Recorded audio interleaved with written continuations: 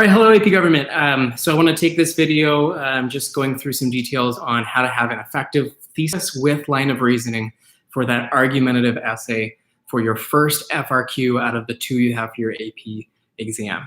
So again, thesis with line of reasoning. The reality of your AP exam is, or of this FRQ, is that you have to do this well to be able to put yourself in position to earn the other points.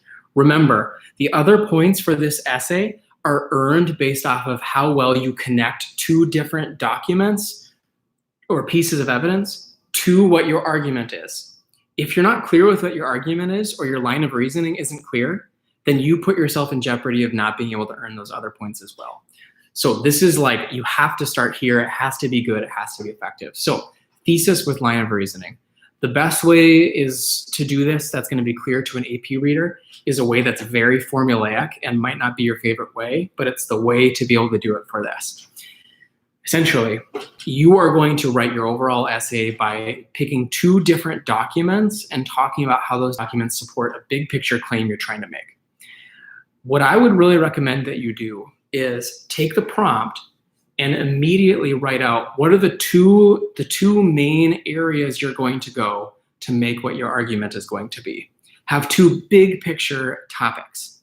So for example, if one question is, or if your prompt is asking about how discuss how effective the federal government is in dealing with the overall scope of how large the United States of America is.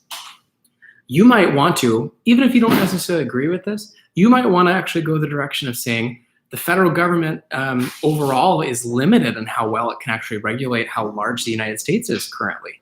And a great document for you to use would be Brutus #1, right, from the Anti-Federalists, talking about how one central government is going to have a tough time in regulating all of these different states.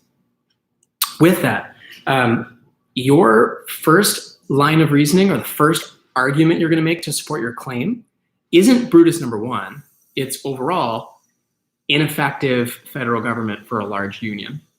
Brutus #1 then is the evidence you're going to use to back that up. So your thesis claim with line of reasoning should be you, big picture claim, and then use the words because A and B. A is the big picture topic for your first body paragraph and evidence.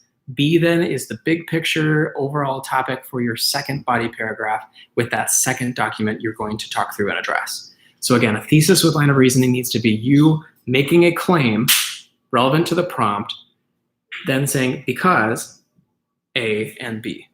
A, body paragraph focus 1, B, body paragraph focus 2. Don't, in your thesis with line of reasoning, name the documents.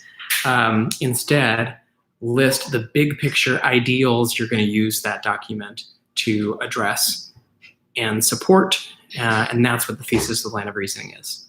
Claim because A and B.